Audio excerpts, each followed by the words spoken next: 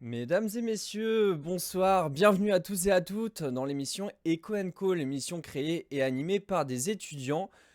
Novices ou experts en économie, vous êtes évidemment les bienvenus pour débattre avec nous, exprimer vos avis et vos opinions sur les questions économiques, majoritairement, dont nous allons traiter. Petit disclaimer promo maintenant comme ça, c'est fait. N'hésitez pas pour nous soutenir à cocher la petite case suivre la chaîne Twitch qui est juste en dessous de votre écran. Et petit rappel également sur les règles du chat. On peut parler de tout, mais pas n'importe quelle manière. Donc pas d'insultes, pas de bashing. Et on remercie une nouvelle fois nos modérateurs qui veillent. Mais moins ils travaillent, mieux tout le monde se porte. Ce soir, au programme, nous allons aborder dans un premier temps un sujet très vaste, mais dont on parle quand même beaucoup en ce moment. Vous l'avez lu dans le titre évidemment, c'est la confiance en la crypto-monnaie. D'où ça vient? À quoi ça sert? Des questions que beaucoup se posent et qui trouveront finalement leur réponse ou peut-être seulement un début de réponse ce soir, nous le verrons. Et nous prendrons évidemment le cadre du Bitcoin qui est la crypto-monnaie majoritairement utilisée dans le monde. Dans un second temps, on parlera d'un sujet qui fait débat tous les ans, finalement, tous les ans. Bonsoir à vous dans le chat, merci. Dans un second temps, donc, on parlera d'un sujet qui fait débat un peu tout le temps finalement, c'est le rôle de l'école. Plus spécifiquement, est-ce que le rôle de l'école est-il toujours aussi bien respecté qu'à l'origine? Que serait cette soirée sans de petites interludes que nous présenterons Julien dans la soirée qui nous rejoindra tout à l'heure. Petite interlude de chronique. Et évidemment, nous parlerons en fin d'émission des good news des derniers temps. Et tout de suite, sans plus attendre, nous allons pouvoir rejoindre nos chers invités. Il est jeune, il est fringant, il rebondit absolument sur tout et tout le temps. Il est situé en bas à gauche de votre écran. Je parle bien entendu de l'étudiant spécialisé en économie circulaire, Olivier, bonsoir. Oh, pardon. Olivier, bonsoir. Bonsoir. Excusez-moi, messieurs. Maître Rebond, effectivement. Alors, et donc, il est notre invité ce soir. Il a eu la gentillesse d'accepter notre invitation. Fraîchement diplômé de sciences politiques, il étudie actuellement à l'ES. Il est fondateur de l'association Tous les Possibles. Il est passionné par les crypto-monnaies et il a un CV très très long, mesdames et messieurs. Souhaitons un bonsoir à Samuel. Bonsoir. Salut Antoine, salut tout le monde. Bonsoir à tous. Très heureux d'être là. Mesdames et messieurs, sans plus attendre, nous pouvons passer à la première question.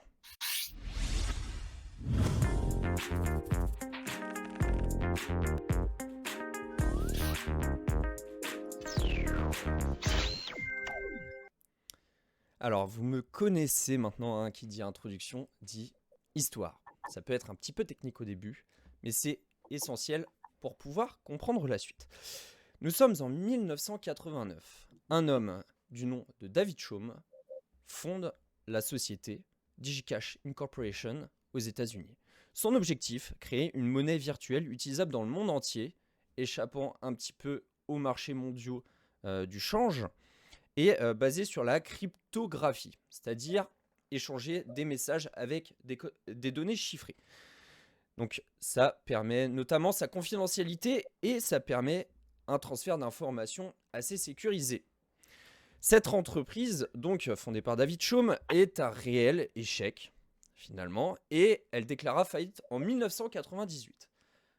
L'idée, néanmoins, elle ne tombe pas dans l'oubli, puisque l'informaticien chinois Wei Dai publiera la même année un article qui va intéresser tout le monde. Une trésorerie anonyme. Avec cela, on peut ajouter l'apport de Nick Szabo, donc un informaticien américain, un deuxième, qui va créer le BitGold, un système de traitement de l'information qui empêche les spams.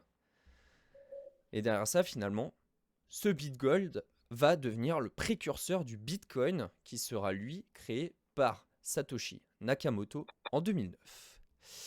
Donc finalement, une crypto-monnaie, c'est une monnaie qui est émise de pair à pair, dont les transferts sont traduits par des codes chiffrés, ce qui les rend confidentiels et sécurisés. Donc ça, on peut se dire que c'est la monnaie de l'avenir. On peut échapper au marché boursier contrôlé par les États. On peut finalement dissimuler nos échanges. Mais ça, c'est sur le papier, finalement. Samuel, là, je vais me poser la question tout de suite à toi, Samuel.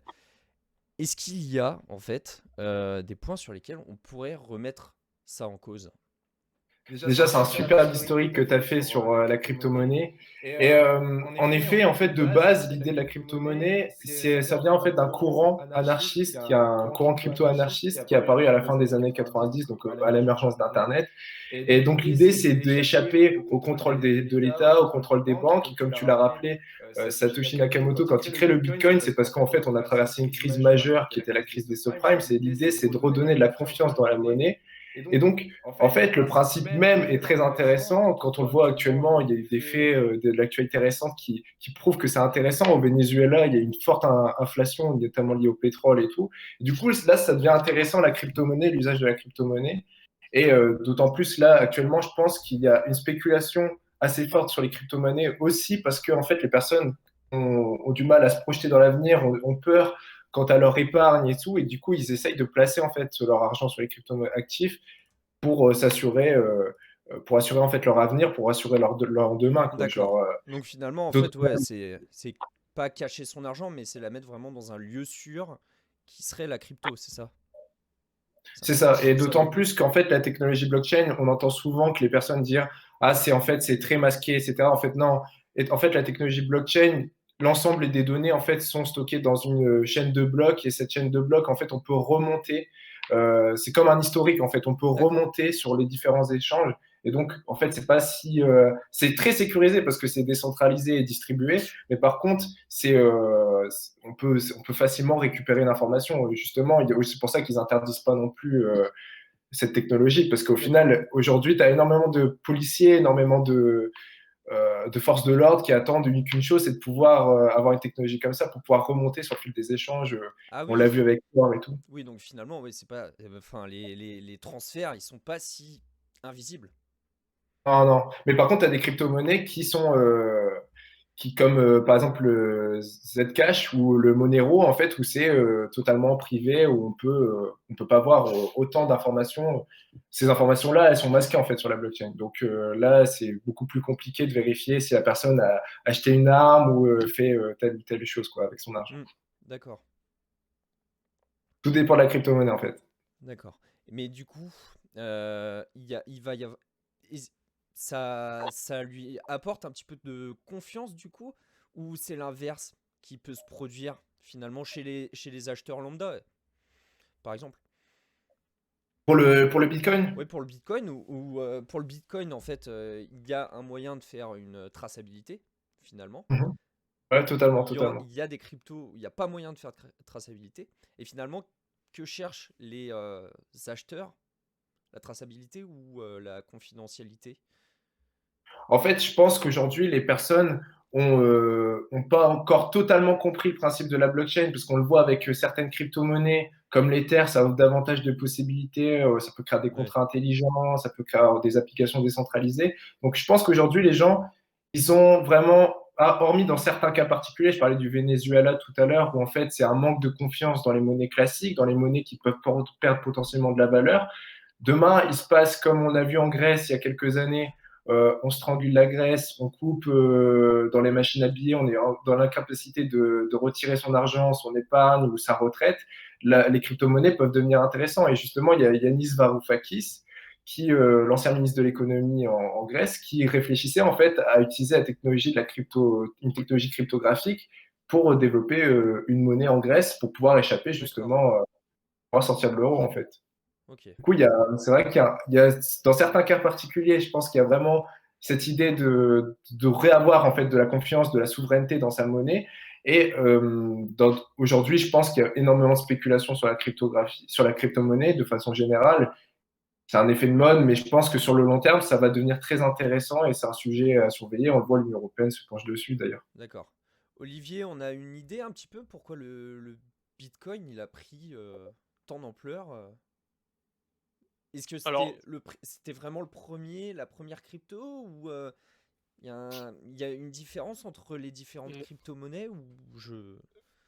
y a une différence dans les autres crypto-monnaies, c'est seulement la façon de les miner. Il y a il y a des crypto-monnaies qui se minent avec des cartes graphiques. Alors qui se mine Il y en a d'autres. justement? Si on peut un petit peu définir C'est- le principe du minage. Est-ce Bon, que- bah écoute, je te laisse Samuel le faire, tu as beaucoup plus de connaissances techniques là-dessus que moi.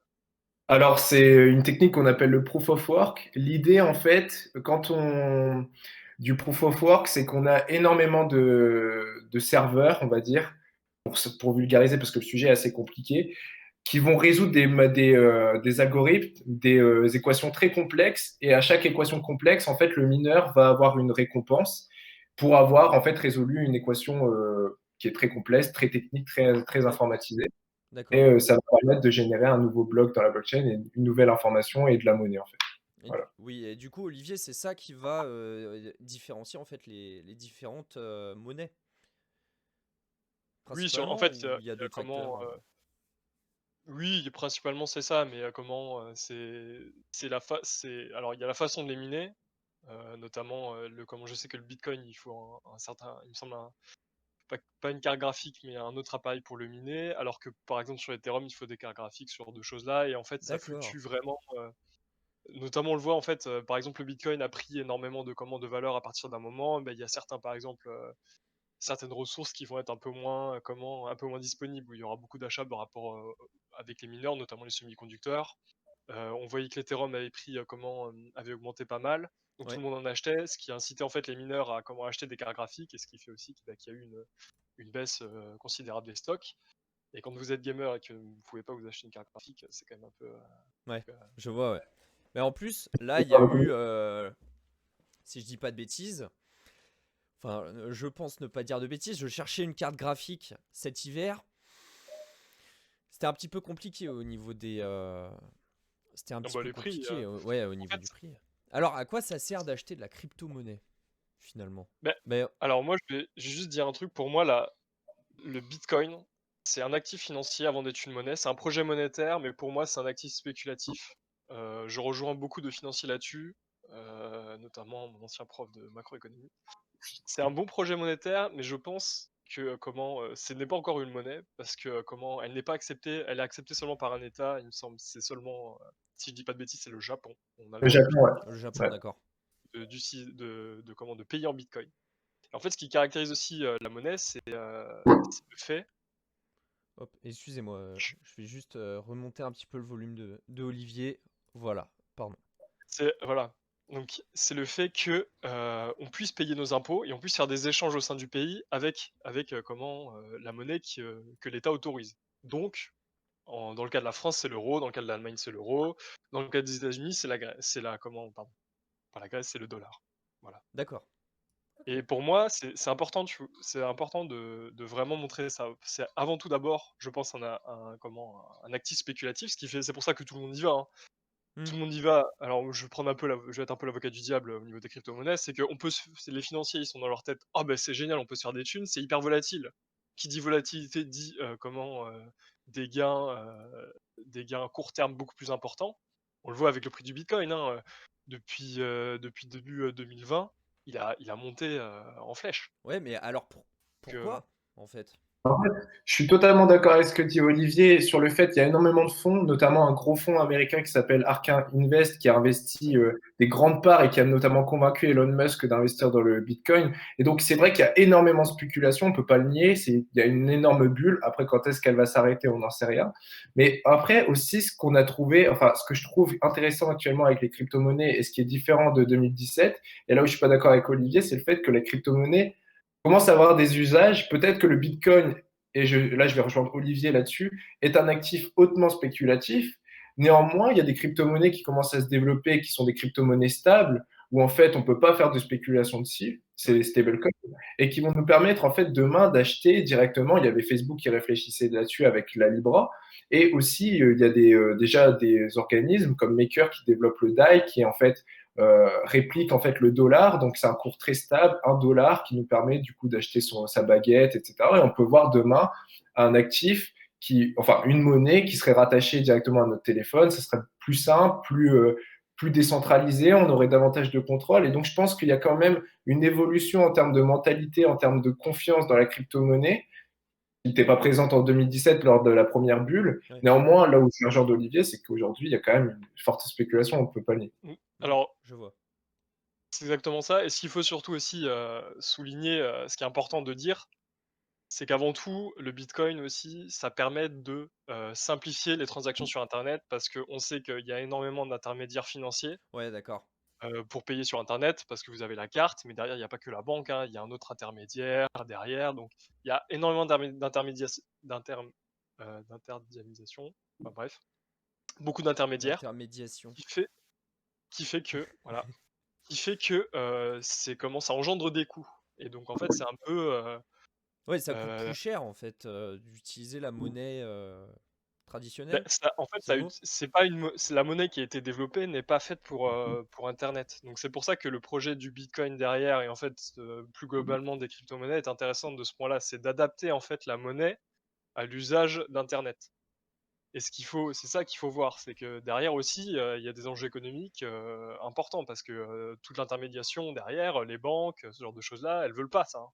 Donc, il y a beaucoup de Tu as des ramifications. centaines de millions de personnes qui ne sont pas bancarisées aujourd'hui. En Afrique, il y a beaucoup de personnes qui ne sont pas bancarisées, qui n'ont pas accès au système bancaire, qui ne peuvent pas faire de crédit. Aujourd'hui, les crypto-monnaies, elles peuvent permettre déjà aussi de faire des crédits, de gagner de l'argent, de générer des intérêts. Et du coup, ce que tu dis, Olivier, c'est intéressant parce qu'au final, je ne sais plus combien de personnes, je ne vais pas donner un faux chiffre, mais ça se compte en centaines de millions de personnes qui aujourd'hui n'ont pas accès au système bancaire et qui, du coup, D'accord. vont se projeter dans l'avenir, Mais quoi. du coup, et en fait, du coup, si on utilise une monnaie virtuelle, il suffit d'avoir une connexion Internet pour avoir sa propre, entre guillemets, banque, son propre portefeuille. C'est ça C'est l'idée? ça. D'accord. En fait, Alors il y a plusieurs plateformes. La plus connue, la plus simple, la plus utilisée, c'est Coinbase, mais il y a différentes plateformes qui proposent de créer un portefeuille de Bitcoin, d'Ether, de DAI. On peut même avoir un portefeuille qui est directement sur son ordinateur. Et en fait, étant donné qu'elles sont sur la blockchain, même si on n'a pas de connexion Internet, elles sont toujours en fait sur le réseau. D'accord. Mais on peut effectivement, à partir d'une connexion Internet, les échanger avec d'autres. Et c'est ce qui expliquait très bien Olivier d'ailleurs. D'accord.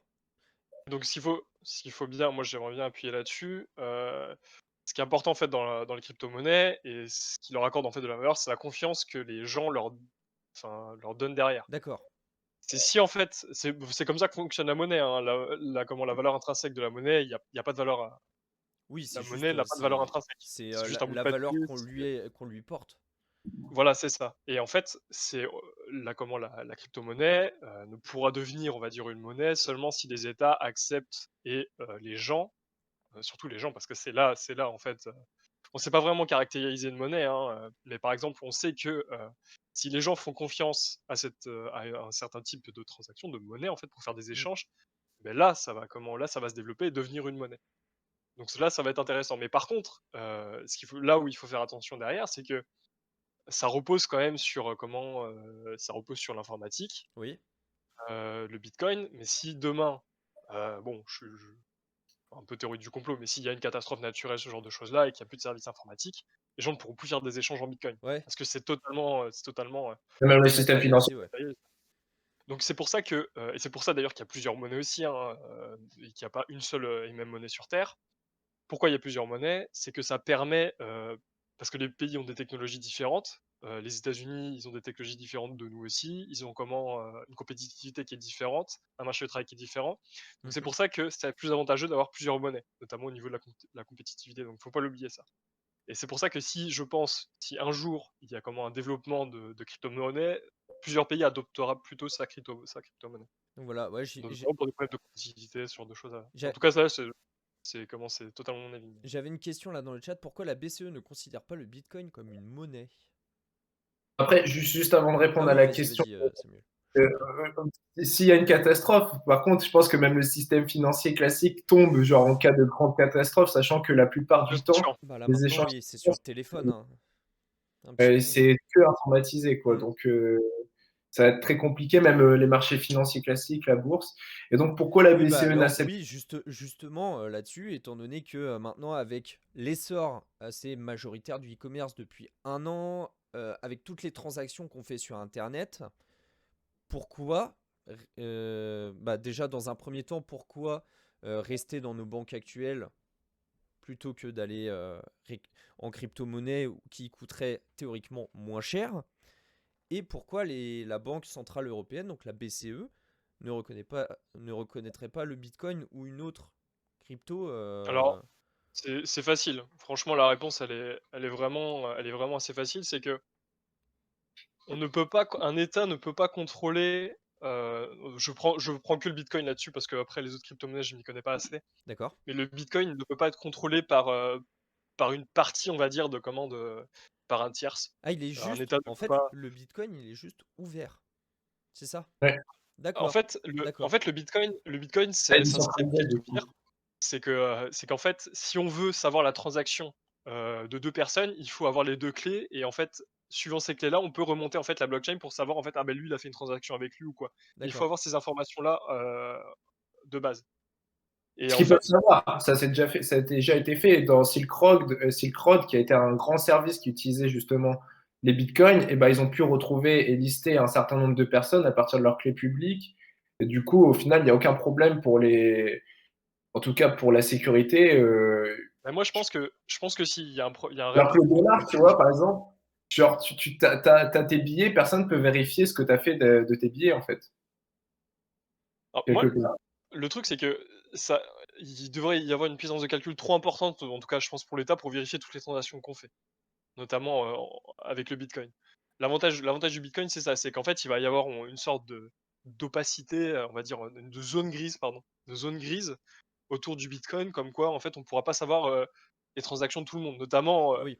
on peut, moi, je pense un petit peu que ça va permettre aussi de financer le terrorisme derrière, de financer les Sauf que mauvaises intentions. ça te montre déjà, aujourd'hui, tu as déjà des statistiques qui te montrent que le dollar représente davantage dans le Bien financement sûr, du Congo mais bien sûr. que, Mais pourquoi, en et fait? d'autant plus Mais que pourquoi?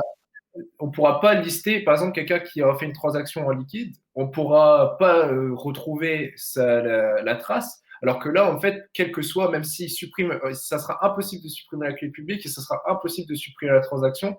Et tôt ou tard, tout se sait et tôt ou Oui, tard, on peut remonter à toi. Du coup, mais je pense.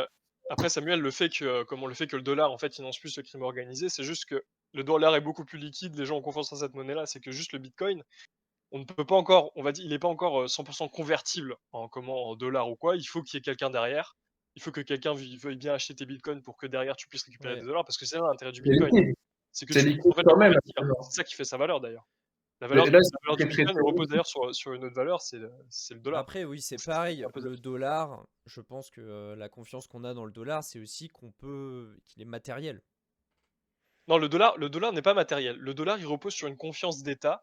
Le dollar, il est utilisé par la plus grande puissance, pardon, oui, c'est ça, la plus grande puissance mondiale, qui sont les États-Unis, qui est un État fort, qui est la première puissance militaire mondiale. La majorité des échanges au niveau financier se font en dollars. Donc c'est normal que tout le monde ait confiance en cette monnaie. Donc c'est totalement normal. Le Bitcoin, il n'est pas encore à ce point-là. Donc c'est pour ça que quand je dis qu'il finance le crime organisé, c'est normal qu'il n'ait pas encore une grosse ampleur et que le dollar soit à 5%. Mhm. Mais je Mais je pense pense que dans tous les cas, ils ne passeront pas sur ce type de crypto-monnaie. Tu as des crypto-monnaies beaucoup plus.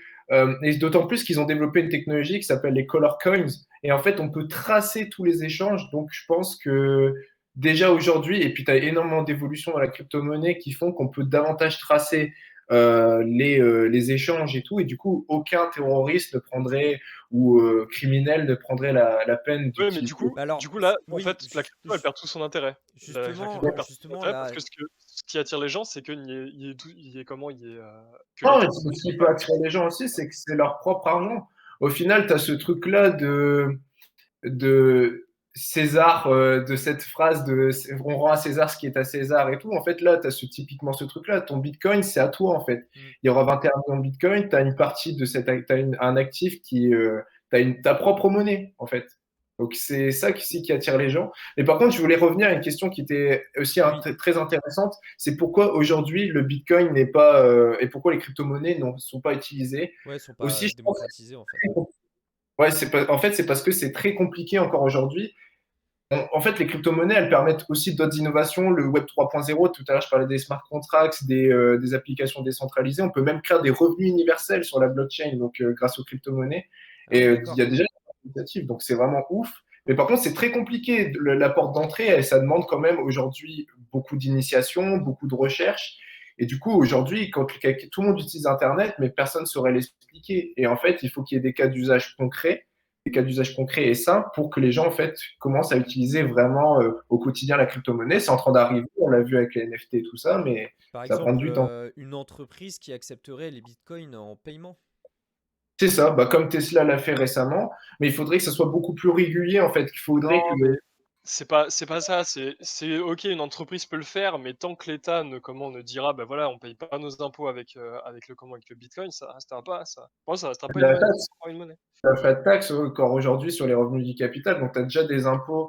Après, je pense que tu parles d'une autre sphère de fiscalité. Actuellement, c'est une taxe sur les profits, les plus-values, donc c'est considéré comme ce que tu disais tout à l'heure, un actif hautement spéculatif. Je pense qu'il y a encore des marges, etc. Et je pense que jamais les États laisseront. Je pense pas qu'ils vont interdire, contraindre les crypto-monnaies. Je pense qu'ils peuvent déjà pas le faire techniquement.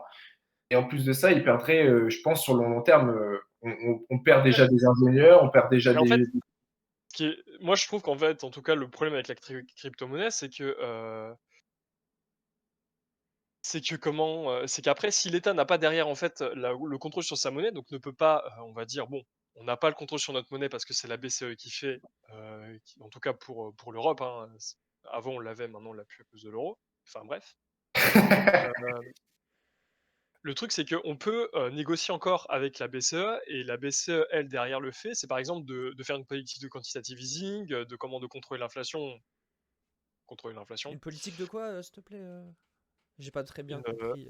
politique de quantitative easing, Alors, c'est quoi? c'est une politique de rachat de dettes publiques, d'un D'accord, rachat de bons du trésor par, en fait, par la BCE via les banques. d'accord. Oui, donc c'est rembourser la dette publique, mais en récupérant des petits.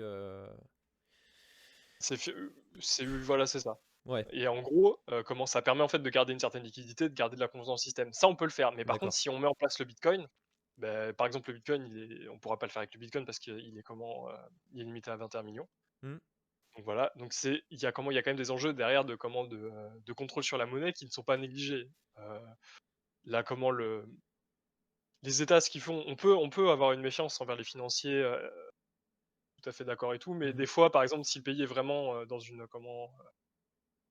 dans la muise, on va dire, dans la merde, et ben, il faut qu'ils puissent s'en sortir, mais il faut qu'ils puissent garder ce contrôle-là sur la monnaie. Hmm. Et notamment, notamment la Grèce, si elle avait eu par exemple sa propre monnaie, même on peut prendre le Venezuela, mais le Venezuela, c'est que sa monnaie, elle était indexée sur le pétrole, ce genre de choses-là, donc enfin la Ça production fait mal.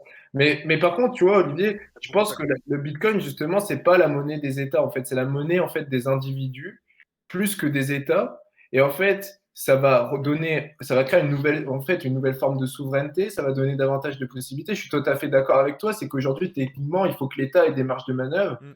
Mais on pourra en discuter longuement sur une partie économique, sur le fait que l'État aujourd'hui a perdu, notamment dans l'Union européenne, des marges de manœuvre, que c'est beaucoup plus financiarisé, qu'il y a la Banque centrale européenne qui intervient. Et là, en fait, il y a beaucoup de personnes, notamment à partir de la crise de 2008, qui ont plus confiance dans ce système-là. Et là, tu leur donnes individuellement cette confiance, cette possibilité-là d'avoir une monnaie, en fait, qui ne dépend pas de toutes ces politiques monétaires, de toutes ces politiques qui sont pour beaucoup abstraites, Hmm. tu vois ce que je veux dire. Oui, mais ça a une influence quand même réelle ça a quand même une influence réelle. C'est que même si, par exemple, les gens ont du bitcoin derrière, ça peut fonctionner comme ça peut pas fonctionner. C'est qu'il y a un moment, s'il y a de l'inflation, l'inflation sur le bitcoin, faut pas non plus déconner, c'est que c'est pas forcément corrélé.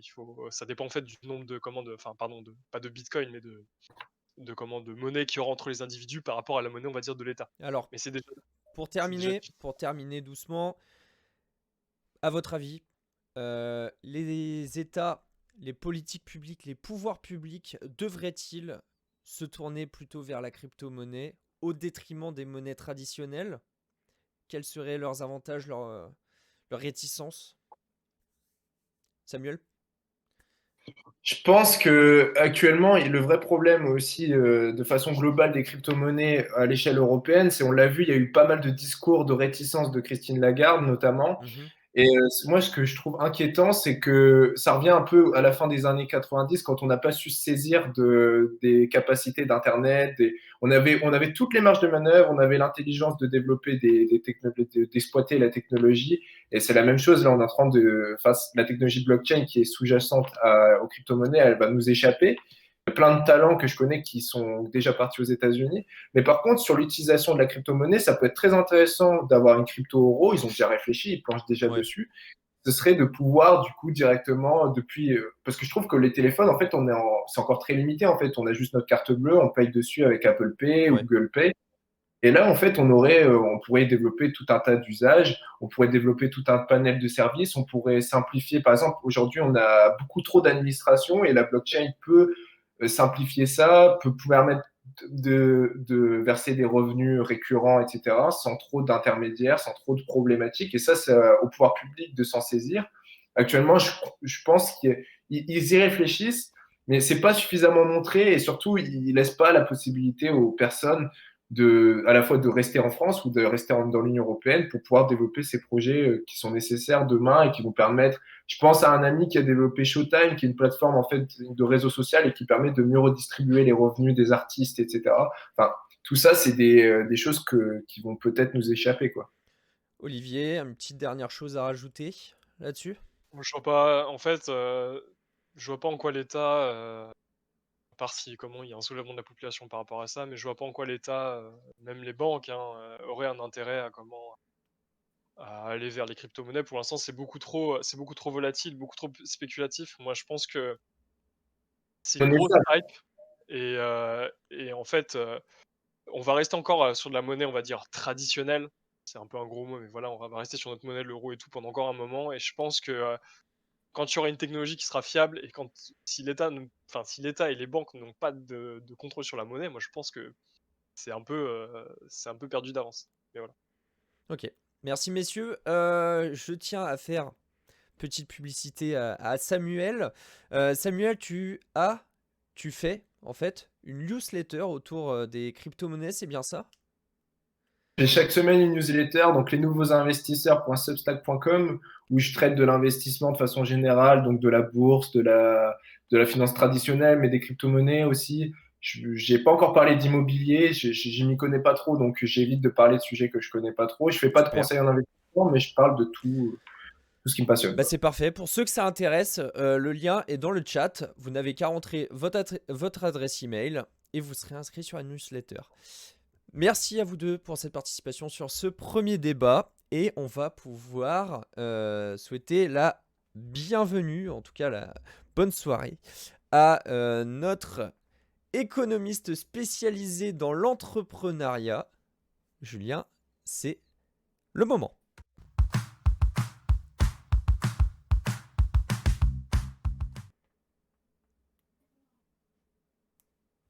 Alors, je ne t'entends pas, Julien. On ne t'entend pas. Effectivement, ça marche mieux comme ça. Oui. Toujours aussi fan de la transition. Merci beaucoup, Antoine. Bonsoir le chat, bonsoir tout le monde. Bonsoir. Et du coup, première chronique ce soir. Alors, vous parliez des crypto-monnaies, c'est quelque chose qu'on ne voit pas forcément dans l'enseignement supérieur. On n'étudie pas encore ce développement-là. Par contre, c'est quelque chose qu'on pourra voir très bientôt, a priori, c'est étudier la transition écologique au sein de l'enseignement supérieur. Alors, une chronique, elle va se baser ce soir sur un rapport intermédiaire qui a été publié par le ministère de l'Enseignement supérieur et de la Recherche le 29 mars, hein, donc c'est assez récent, a été publié le retour du rapport intermédiaire Enseigner la transition écologique dans le supérieur.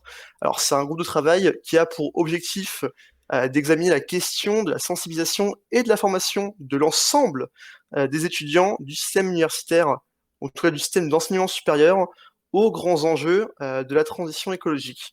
Alors c'est un groupe qui comprend en son sein et qui a des gens qui ont pu travailler dedans, des représentants de l'enseignement supérieur, comme la conférence des présidents d'université, des associations et syndicats étudiants tels que la FAGE, l'UNEF ou encore le REFED, le réseau français étudiant pour le développement durable.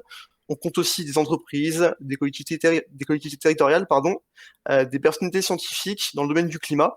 Voilà, toutes ces personnes-là se sont réunies tout au long de l'année 2020 pour travailler sur cette question, et il y a bien un objectif qui a été proposé, qui est à la fois simple mais assez ambitieux, c'est de faire en sorte qu'à brève échéance, donc il n'y a pas encore de deadline fixé, mais c'est le plus rapidement possible en soi, que 100% des apprenants dans le système d'enseignement supérieur français soient formés à la transition écologique, et cela tout au long de leur parcours. Alors je vais vous poser une question à vous dans le chat, et puis aussi à toi Samuel, parce que je sais qu'Antoine et Olivier, vous êtes en économie de la transition, donc ça vous le voyez dans vos parcours, mais est-ce que toi Samuel, au sein de ton parcours universitaire, dans ce que tu as pu suivre, t'as entendu parler un peu de notion de transition écologique? Est-ce que tu as des cours à ce sujet-là? En fait, ce que je trouve intéressant avec ce type de projet, c'est que actuellement, moi, le seul moment où on a parlé d'environnement dans ma formation, c'était en parlant d'histoire environnementale. Alors, c'était très intéressant parce que du coup, on voyait l'histoire du changement climatique.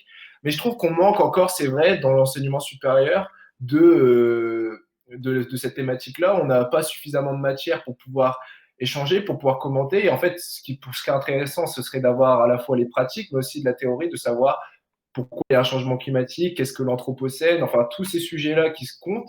Et je trouve qu'on l'a pas suffisamment dans l'enseignement supérieur. Moi, en tout cas, cette année, je l'ai vu que dans l'histoire que dans ma matière qui est méthodologie de la recherche, dans les outils d'historien, un truc comme ça. Et après, par contre, ce qui est intéressant, c'est qu'il y a déjà, par contre, dans l'université, des formations, en tout cas dans mon école, une formation sur l'histoire environnementale. Donc, je pense que ça commence à se développer, mais c'est pas assez encore. Ouais, mais comme tu le dis, hein, ça se développe, mais c'est assez restreint. Selon une étude, encore une fois, du REFED, il y a 69% des étudiants, parmi ceux qui ne suivent pas une formation liée à l'environnement, il y en existe, hein, et parmi ceux qui n'en suivent pas, 69% entendent très peu, voire pas du tout parler. Ouais, 69% entendent voire pas du tout parler des notions de transition écologique durant leurs études. Donc c'est un chiffre assez élevé. Donc l'objectif 100% est très ambitieux. Et bon, par quoi ça passe? Ça passerait par une adaptation des enseignements existants, voire la création d'enseignements nouveaux, et forcément un aménagement en conséquence des différents parcours universitaires, la conception d'une pédagogie et de contenu qui soit à la fois commun pour tous les étudiants, mais également modulé selon les spécialités et les filières, parce que ça représente quand même un assez gros travail. C'est pas forcément aisé d'intégrer ces questions à toutes les filières. Donc voilà, c'est pour ça que ce groupe a été créé, et les travaux sont en cours à ce sujet-là. Donc les premières missions, hein, du groupe, c'est d'identifier des bases communes de connaissances et de compétences sur la transition écologique, donc à inclure dans les enseignements généraux, et également de faire l'inventaire des leviers disponibles, c'est-à-dire les acteurs avec qui travailler en ce sein, les mesures d'incitation aussi à faire de la part du ministère, parce que on le sait, en tout cas les universités construisent eux-mêmes leurs maquettes, leurs programmes, donc il y a un travail d'incitation à faire pour intégrer ces programmes-là au sein des universités. Il y a également de la coordination et du financement de la part du ministère qui doit arriver. Alors là, on n'a qu'un rapport intermédiaire qui a été publié. Il y en aura un plus volumineux qui arrivera par la suite, qui complétera, détaillera en soi les enjeux, donc les compétences à acquérir, et voilà, toutes ces modalités de mise en œuvre. Mais en attendant, le rapport nous dévoile quand même des recommandations à court terme. Donc je vais rapidement vous exposer un petit peu ce qu'on est ressorti. Première recommandation serait d'ailleurs de communiquer plus fortement sur ce qu'on appelle le référentiel DD et ARS, qui est en fait un label développement durable des établissements d'enseignement supérieur, et d'en fait de communiquer plus fortement de la part du ministère et d'inciter les établissements à s'impliquer dans ce label-là. Également, identifier d'ores et déjà des établissements qui seraient volontaires pour expérimenter ces nouvelles maquettes de formation, ces nouveaux enseignements sur la transition écologique. Organiser également des rencontres nationales afin de réunir de nombreuses parties prenantes, encore plus d'acteurs, pour discuter et améliorer le processus, approfondir leurs recommandations, et également lancer directement au sein des établissements d'enseignement supérieur une dynamique, une réflexion qui inclurait à la fois les étudiants, le personnel universitaire, qui prendrait le cadre d'une journée nationale à ce sujet-là, avec des cycles de conférences, des ateliers participatifs, pour qu'un maximum de monde puisse donner son avis, et du coup faire en fait évoluer la question.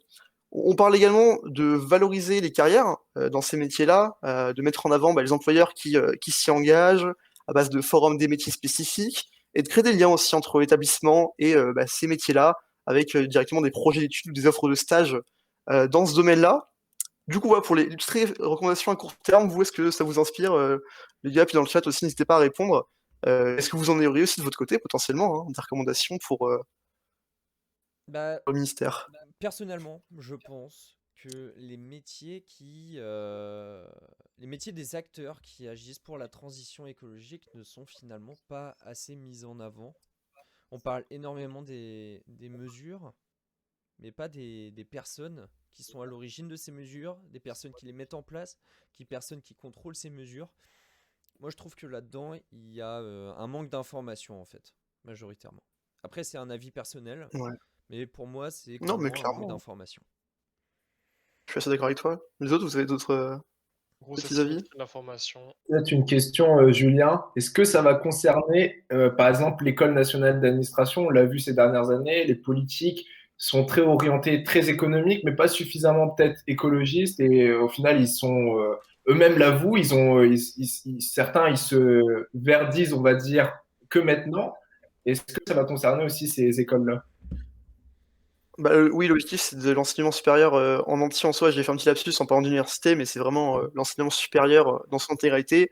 Après, forcément aussi, c'est des caractères d'incitation pour que toutes les écoles privées ou comme ça publiques incluent directement ces maquettes-là et ces enseignements. Alors, forcément, que serait une chronique sur un sujet comme ça sans un petit hic, un petit souci? Parce qu'il y en a un, je vous laisserai donner votre avis là-dessus, c'est qu'en fait, ce rapport, comme je vous l'ai dit, il date d'il y a 9 mois. Hein. C'est des décisions qui ont été menées en 2020, et il est sorti seulement là, fin mars. Donc, les recommandations qui avaient été proposées, en fait, n'ont pas été impliquées, alors qu'elles étaient quand même recommandées pour la rentrée 2020-2021.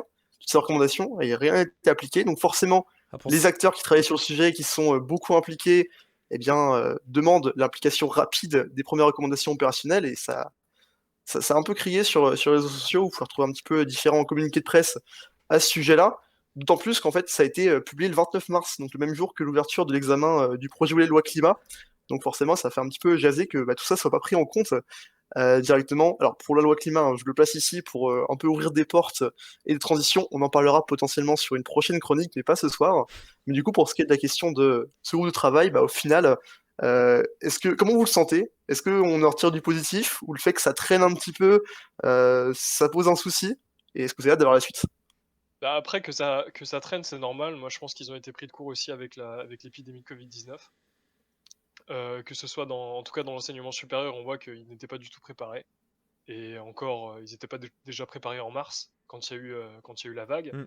Mais on voit que même à la rentrée de 2020, ils n'étaient pas du tout encore bien formés pour ça, bien préparés. Donc, je pense que c'est normal que ça a pris du retard là-dessus. Ce qui est dommage, parce que bon, même si on est en épidémie Covid-19, ça relance en fait le sujet de la transition écologique qui est de plus en plus urgente.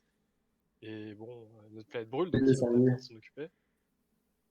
Mm. Donc voilà, moi je pense qu'ils ont été pris de court dans le sens où ils ont du mal à gérer déjà cette épidémie. C'est toutes les mesures qu'il y a derrière de Covid-19 qui sont quand même assez lourdes, il faut le dire. Donc je pense que c'est normal que ce soit sorti un peu tard, et en espérant que ça prenne pour la prochaine rentrée. Voilà. En tout cas, merci beaucoup Julien pour cette chronique sur finalement pour récapituler un petit peu sur le projet du REFED pour apporter un petit peu la transition écologique à l'école. Bon, je recoupe, hein, c'est pas forcément que le REFED, hein, c'est beaucoup d'acteurs qui sont réunis, et ça vient du ministère de l'Enseignement supérieur et de la Recherche. D'accord. Oui, d'accord. Ça part d'un rapport du REFED. Voilà, c'est ça. Yes, C'est des une- études. Eh bien, merci beaucoup. Et ben, Julien, tu vas rester avec nous. Tu vas rester avec nous parce que justement, on parlait de l'école.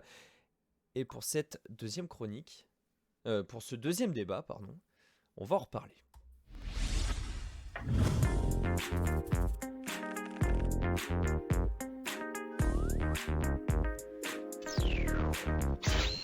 Vous avez lu le titre, mesdames et messieurs, évidemment, on va parler de l'école, à savoir l'école remplit-elle encore aujourd'hui ses fonctions d'origine. Alors, quand on parle de l'école, on va pas parler au-dessus du bac, parce que il y a beaucoup trop de diversité de formation, tout simplement, pour divers secteurs, divers métiers, divers modes de formation, que ce soit en alternance, en contrôle continu, à distance.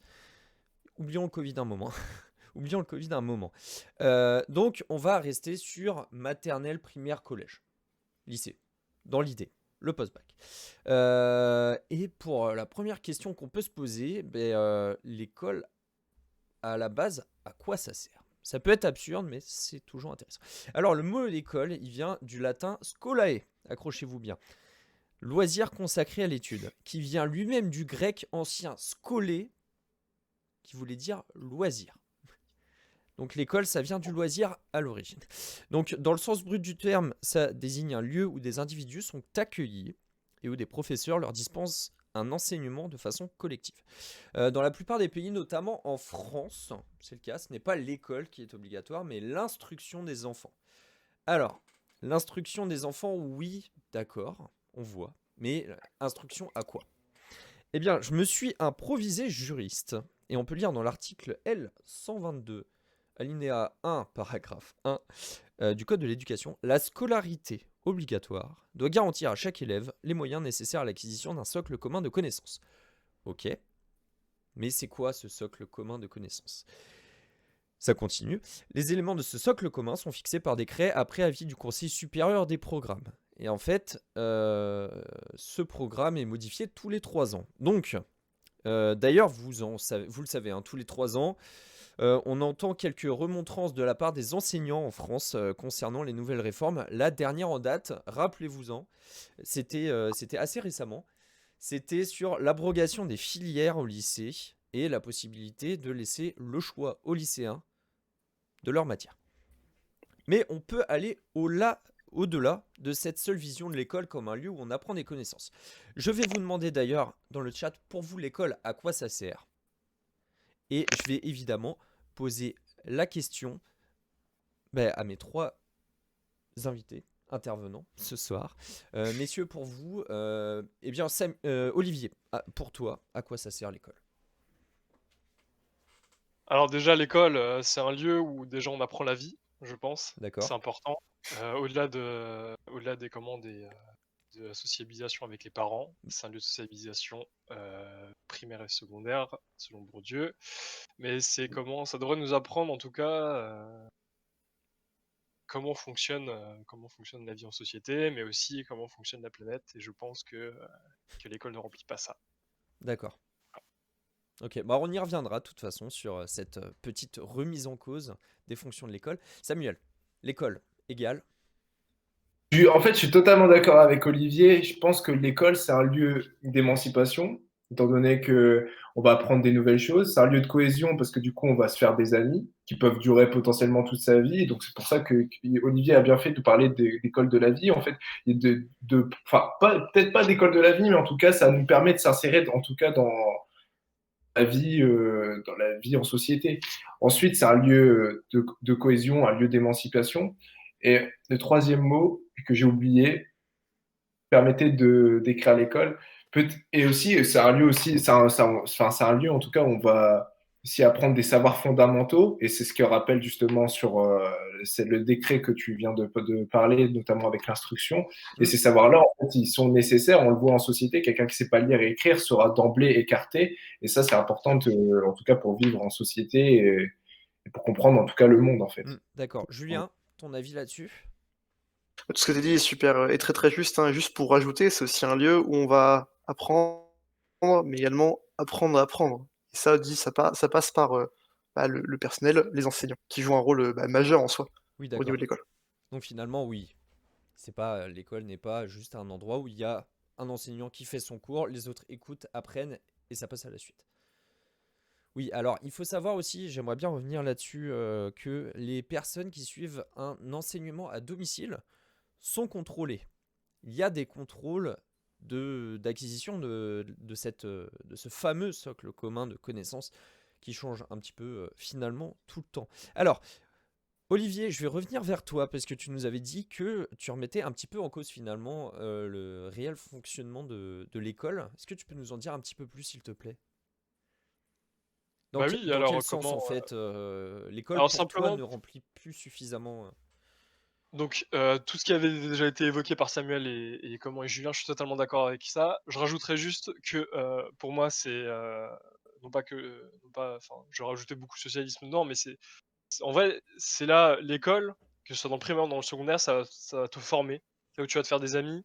C'est là où tu vas notamment au collège, lycée, souvent, en fait, on garde nos amis de lycée après, même plus tard. Donc c'est ce qui va nous former, en fait, en tant que personne, en tant qu'individu. Les savoirs aussi qui sont, mais pour moi, on n'apprend pas que des connaissances à l'école. On apprend des connaissances, mais on apprend surtout on acquiert, en fait, nos bases, on va dire, en société. Mais comme le dit Colonel Barra dans le chat aussi, que je vois, c'est vrai que c'est un lieu où on devient aussi citoyen avant tout. Citoyen, notamment en France, citoyen français. Donc c'est là aussi où c'est important. Par contre, moi, là où je suis un peu, en fait, et c'est là où je pense que c'est le plus gros problème de notre société actuellement, c'est qu'on nous apprend seulement, et je pense que c'est dû à Descartes, hein, à cause de Descartes, ça, mais quand on veut mettre l'esprit au-dessus du corps, notamment avec la métaphysique, la théorie de la métaphysique, enfin bref, si je dis pas trop de bêtises, Samuel, c'est que je pense que ce qu'on a perdu, c'est le rapport homme-terre. C'est qu'on vit dans la nature. Le fait qu'il y ait eu la société, la révolution industrielle, ces choses-là nous ont nous ont écartés de cette terre-là, de cette nature. Ce qui fait qu'en fait, on vit plutôt dans ce que je dirais une société humaine avec à côté de la nature. On ne vit plus en fait avec cette connexion-là avec la Oui. nature. Et qu'est-ce qu'on voit? C'est que même moi, hein, je me vois encore quand j'étais lycéen. Bon, j'avais de la chance parce que j'avais quand même des parents qui m'enseignaient un peu ces choses-là derrière, donc ça va. Mais c'est vrai que si on fait pas du scientifique, notamment de la SVT, ce genre de choses-là, le fonctionnement d'une plante basique, mais comment en fait la nature, fonctionne, Mmh. ça c'est important. Et ça on l'apprend pas. On l'apprend pas, je veux dire, au collège, on voit le théorème de Pythagore. Ah bah c'est cool le théorème de Pythagore, c'est génial, hein, je dis pas ça, hein, c'est un outil qui est génial, mais derrière, à côté, on voit rien de la nature, pratiquement rien. À part en SVT, c'est gros, mais c'est trop théorique. On va pas sur le terrain pour acquérir ces connaissances-là. Et c'est sur le terrain qu'on les a. Alors oui, justement. Je voudrais rebondir Vas-y, vas-y, Julien.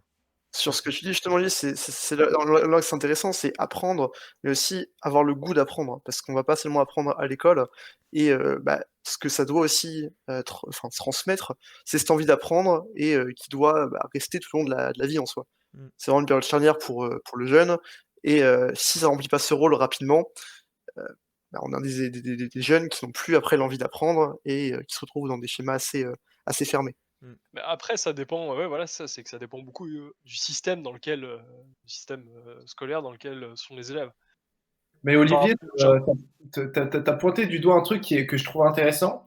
C'est ce rapport, en fait, où on a complètement créé une déconnexion avec la nature. Aujourd'hui, on l'apprend comme une externalité, en fait, on ne l'apprend pas à l'école. Et tu as tout à fait raison. En fait, t'inquiète, vraiment, tu as eu tout bon sur Descartes et sur sa métaphysique, avec le doute hyperbolique, tout ça. C'est vrai que dans sa philosophie, dans celle de Descartes et de Bacon, il y a une distanciation avec la nature. Il y a même cette idée il faut maîtriser la nature. Et Descartes, le raisonnement cartésien a eu une énorme influence dans la création de l'école. D'autant plus que l'école est aussi créée en fait à un moment où il y a la révolution industrielle. Et l'idée de l'école aujourd'hui, c'est pas de former les gens à être pleinement émancipés, même si c'est en partie le cas parce que du coup on a des savoirs qui sont fondamentaux, qui sont lire et écrire et qui sont nécessaires. Néanmoins, aujourd'hui, même pour quelqu'un qui souhaite, et ce que pointait du doigt aussi Julien, quelqu'un qui souhaite apprendre à apprendre tout au long de sa vie, on voit aujourd'hui, il y a beaucoup de personnes qui, après l'école, de façon générale, disent OK, c'est bon, je sais tout, je sais tout ce qu'il faut savoir. Et au final, je pense que ça manque à l'école. Non seulement l'idée qu'il faut recréer la connexion avec la nature pour des raisons sanitaires, de flore intestinale et tout ça qu'on va pas forcément développer là, mais aussi pour pouvoir comprendre le vivant et puis aussi pour soi-même aussi, pour pouvoir derrière monter des projets associatifs, entrepreneuriaux, dans l'économie sociale et solidaire et créer des nouveaux liens de solidarité. Du coup, en fait, je rejoins totalement Olivier et Julien là-dessus. Aujourd'hui, en fait, c'est peut-être ce qui manque à l'école. Il faudrait faire une école 2.0 où il y a plein de en fait, choses. c'est ça. Moi, c'est ce que je reproche en fait à l'école, notamment dans l'enseignement qu'on a eu, même s'il est très qualitatif dans le sens des connaissances théoriques qu'ils nous apprennent.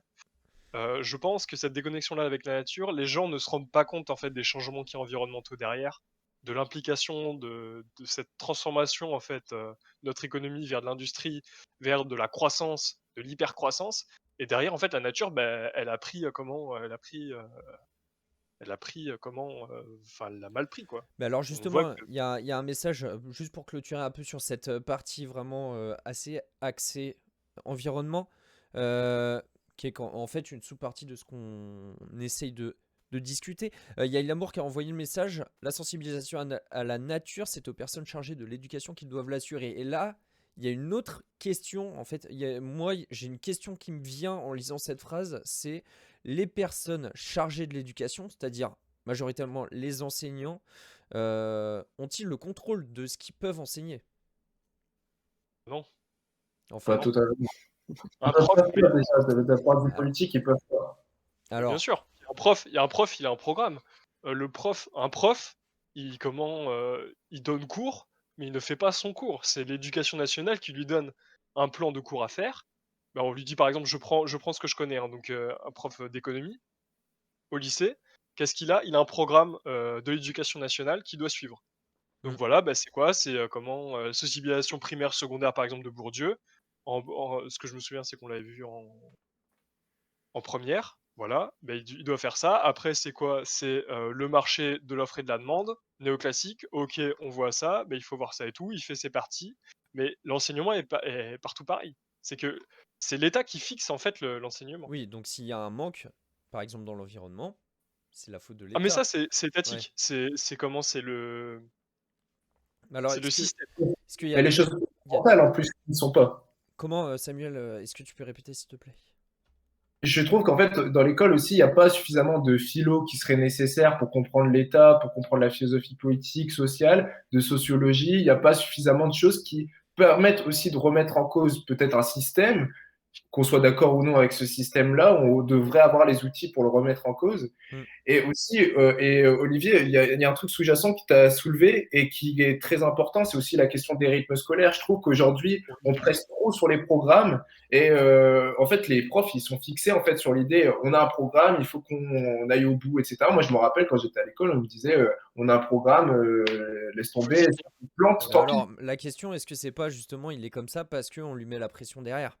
Et au final, c'est un peu un transmetteur de pression, indirectement et sans forcément le faire exprès. Et derrière, il sait que s'il n'arrive pas à faire son programme, il va se faire taper sur l'arrière de la tête derrière, en fait, par l'académie. Ça, je Oui, mais oui, oui, bien sûr. Un professeur le professeur doit terminer son programme, doit souvent ils ont du mal à le terminer, mais il doit terminer son programme et sinon, l'inspecteur derrière peut arriver et peut dire: «Bah, voilà, c'est pas très bien ce que tu fais, donc qu'est-ce que je peux faire? Bah, je te mets des mauvaises notes et du coup, tu peux pas être augmenté plus tard». Et il me semble que ça se passe comme ça. Et ça, c'est quand même c'est assez inquiétant dans le sens où, du collège au lycée, on est sur une chaise de 8 heures à 18 heures. Mhm. On a beaucoup de vacances dans le système français. Je ne parle que du système français, je parle pas des autres systèmes pense. scolaires. Moi, en tout cas, je pense que c'est pesant pour les Français là-dessus et c'est pour ça d'ailleurs qu'on est les plus gros consommateurs d'antidépresseurs au monde. C'est que, en fait, ce qu'on fait, c'est qu'on vous bourre le crâne pendant 8 semaines de cours. Il faut apprendre, il faut faire ci, il faut faire ça. En tout cas, même là, les parents, en discutant avec des parents, mais même nos parents déjà à notre époque le voyaient comme ça. On est très bon pour former des élites en France, mais la classe moyenne, on s'en fout. Les Mm. moyens, vous êtes nuls, c'est limite ça. Alors ce Les que élites, c'est des problèmes maintenant. alors voilà, alors je prends juste une petite anecdote en fait par rapport au système, américain. J'écoutais, quelqu'un qui disait ça notamment, Gilles Ravaud, qui a étudié en fait, qui a fait des cours, qui est maître de conférence à Paris 8 et qui avait donné des cours en fait aux États-Unis. Il disait l'anecdote là-dessus, c'est que la note, on ne la met pas sur la première page, mais sur la deuxième page. Oui. Et lui, il avait distribué les notes où il avait mis sur la première page. Et les étudiants en fait américains avaient dit: «Ben non, en fait, on fait pas comme ça, on met sur la deuxième page». Et c'est vrai que nous, en France, on le met sur la première page et c'est vrai qu'on C'est la a première un chose qu'on regarde. rapport. Voilà, c'est ça, c'est la première chose qu'on regarde et les copains en fait aussi regardent quelle note tu as eu et tout et tu regardes à côté et c'est vrai que ça respect, moi je pense du prof, déjà, parce que c'est quand même, quand tu te fais noter, en tout cas, c'est une pression l'école, hein, ça détermine ta vie plus tard, hein, notamment en tout cas en seconde. si t'as pas des bonnes notes en seconde, t'es pas sûr d'aller en prépa plus tard, hein. Oui. C'est déjà dès ton dossier de seconde que tu iras en prépa ou pas. Mm. Et après, le système de prépa, j'en parle Interview, pas. c'était génial de Gilles Ravo. Donc voilà. Mais Vraiment, regardez-le, il est vraiment très intéressant et je rejoins tout à fait ce que vient de dire Olivier. n'hésitez pas à regarder son interview avec Thinkerview. Crise gigantesque à venir, il me semble. C'est le titre. Très très intéressant. Mais voilà, en tout cas, c'est ce que je pense. Mais alors, De risque, ouais. de violence, d'humiliation. Moi, en fait, dans mon parcours personnel, c'est ce que j'ai ressenti aussi. On n'est pas obligé de toujours aimer l'école. Il y a forcément du côté positif et c'est nécessaire d'aller à l'école. Mais Bien par sûr. contre, moi, je ressentais des fois, en tout cas par rapport vis-à-vis de mes notes, je me disais, ah, mais en fait, je suis vraiment mauvais, etc. Et alors que peut-être que j'étais bon dans autre chose. Et ça, c'est pas forcément assez mis en avant, ouais. Ça, en effet. Bah, c'est ça. C'est ça. Et derrière, bon, ce qu'il faut dire, c'est que les élèves, à cet âge-là, t'es hypersensible, t'es en plein développement, Oui. on te met déjà Oui. des notes et ça détermine ta vie plus tard. Enfin, moi, je trouve ça j'ai un peu de mal. Bon, après, il faut dire quand même que aller à l'école, c'est hyper important et c'est la première source de réduction des inégalités. Tu vas à l'école, tu auras beaucoup moins de chances de finir, on va dire, au chômage et sans emploi. Si tu sais pas lire et écrire, bah là, t'es pas très bien parti.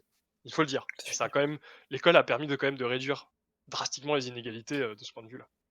Oui, Julien, quelque chose à rajouter sur ce qu'a dit Olivier Ouais, en tout cas, sur les inégalités, ça en parlait aussi dans le chat. Effectivement, ça les réduit, mais on en garde toujours, et c'est ça aussi qui est assez dommage. Quand tu parlais d'esprit critique aussi, Samuel, je pense qu'on est un peu jeune à l'école pour pouvoir se conforter un esprit critique, et ça dépend aussi beaucoup de l'éducation qu'on a eue, l'éducation primaire, du côté de la famille. Et ça aussi, ça crée des grandes doses d'inégalités entre ceux qui comprennent pourquoi ils apprennent tout ça, arrivent à faire des liens, et ceux qui sont un petit peu renfermés, qui comprennent pas le monde qu'il y a autour. Voilà, Et l'État doit quand même plus jouer ses rôles pour les accompagner, ces jeunes-là. je vais citer encore Bourdieu, mais je trouve que c'est énormément d'actualité. Bourdieu dans Habitus. L'habitus, ça veut dire que quelqu'un d'une classe populaire a beaucoup plus de chances de s'en sortir moins bien que quelqu'un qui a un capital, on va dire, culturel déjà plus important. Donc notamment Le parcours n'est pas les suffisamment individualisé d'ailleurs. Comment, Qu'on a Samuel, ouais, ça va être- on t'entend pas très bien. Est-ce que tu peux répéter, s'il te plaît, Samuel? Entendez? Oui, là, c'est bon, là. Ouais, vas-y. Peut-être qu'on n'accompagne pas en fait suffisamment en fait l'individu. En fait, on est trop concentré sur le collectif. Et moi, je voyais il y avait aussi certains blocages. Par exemple, le latin, le grec, on va l'étudier principalement dans les écoles privées ou dans les écoles publiques qui ont les moyens. Et ça se renforce notamment avec le collège et le lycée, et pas suffisamment dans des classes où. Et je pense que c'est primordial d'avoir accès à ce type de savoir aussi. Et je pense que quand on est à l'école, c'est un âge où on peut éveiller des curiosités. Et du coup, je pense que malgré le fait qu'il y a beaucoup d'habitus qui se créent, et ça, c'est un fait, je pense que c'est nécessaire aussi d'éveiller la curiosité. On va pas tous être des grands musiciens, on va pas tous être des grands ceci, des grands cela, mais en tout cas, d'avoir suffisamment de matière pour pouvoir, du coup, susciter cette envie chez les enfants. Et enfin, après, derrière, dans leur parcours Parce que supérieur, voilà, c'est Oui, ça. oui. Là, en tout cas, l'école dans laquelle je vais être un peu dur, mais c'est ça, hein, pour moi, l'école dans laquelle on est actuellement, c'est de la concurrence entre les élèves. Mm. C'est ça. Il faut bouffer l'autre. C'est comme ce système prépa, hein. Moi, je trouve ça c'est dégueulasse, mais voilà. Ce système prépa, pour moi, il y a aucun apprentissage derrière. C'est de la concurrence. Bah, en fait, il faut que j'apprenne à fond, mais de toute façon, après, j'aurais oublié la majorité des choses, mais c'est pas grave. C'est en fait, on apprend à fond, on est en concurrence avec eux. Il faut avoir juste la meilleure note, c'est tout. C'est la note qui compte. Et en fait, c'est pas le savoir qui compte derrière finalement. Est-ce que l'individu a bien compris ce qu'on lui enseigne? Non. Oui, c'est Et c'est pareil. ça le problème. C'est pareil, Mais hein, on le voit, le chat est relativement quand même vous rejoint notamment, hein, c'est surtout l'idée de on nous bourre la tête avec un stock de connaissances pas possible, mais on nous prépare pas suffisamment à la vie d'adulte qu'on va mener. Et là, en fait, ça va soulever également un deuxième problème qui va être l'individualisation de l'attention. Donc, essayer de passer plus de temps avec chaque élève, étudiant, etc. Et ça va soulever une autre question derrière, c'est qu'il y a de moins en moins de profs, il y a de plus en plus d'élèves. Alors, Ou petite parenthèse un peu c'est un économique, peu rapide mais comme petite conclusion? parenthèse économique, c'est vrai qu'il y a de plus en plus d'élèves, en France, notamment dans l'enseignement supérieur et tout, mais c'est pour ça enfin, le problème aussi, c'est on ne veut plus faire redoubler les élèves, parce que ça coûte trop cher. Faut savoir que Ah, qu'un élève dans le secondaire, il coûte 12 000 €, hein. Donc bon, c'est quand même plus rentable de le laisser passer et puis, il ira au casse-pipe, c'est pas grave. mmh. C'est un peu ça, hein. Mais Et ça nous coûtera finalement plus cher sur le long terme. comment? Ça coûtera plus cher sur le long terme, c'est ça le problème. Bah, voilà, c'est ça, c'est finalement faire redoubler, Oui. ça coûte plus cher et ce qui est important de noter, c'est que, comme il y a un abaissement du niveau général, global de l'école, hein, il y a un abaissement du niveau général parce qu'il faut se mettre toujours, on va dire à la place, on va dire, à la place du plus faible. Ça me fait penser un peu à un sport comme l'aviron parce que l'aviron, en fait, si on a un bateau à plusieurs, le bateau avance à la vitesse du plus faible. Donc c'est pour Oui, ça, oui. si on n'améliore pas le niveau du plus faible, eh ben, on peut pas en fait, avancer l'embarcation plus C'est vite. ça. Donc c'est important. Moi je vois le système un peu éducatif comme ça. C'est une belle image. Voilà, c'est un peu une belle Dis, image. Ouais, Olivier, très belle image. Très bon sport derrière l'aviron, n'hésitez pas à essayer. Maître avion. Et donc voilà. Et ce qu'il faut aussi savoir, c'est que derrière les dépenses d'éducation intérieure, eh ben, elles stagnent, enfin elles augmentent très peu. Et finalement, on voit que des élèves en fait dans les années 90 étaient beaucoup plus avantagés que nous actuellement, on va dire, que dans notre, euh, notre scolarité à nous. Parce que il y a de plus en plus d'élèves, il y a le même budget, on va dire, et ben, en fait, avec les moyens du bord. Plus d'élèves, budget le même, qu'est-ce qu'on fait? Ben, on sélectionne quoi. Et alors, du coup, est-ce qu'on aurait des pistes, Samuel, pour un peu, je vais dire, redorer l'éducation? Enfin, ou plutôt la réorienter vers quelque chose qui aurait une tendance un peu plus pratique, peut-être Ce que dit Olivier, déjà, c'est pertinent parce que, en fait, moi, je pense que aussi d'un point de vue économique, c'est très compliqué l'école en termes de politique publique parce qu'en fait, par exemple, un gouvernement va prendre telle décision et en fait, l'impact, il se fera sur 10 ans. C'est très compliqué de voir l'effet que ça va avoir, la politique qu'on va mener sur des enfants, sur des gens qui sont à l'âge adolescent.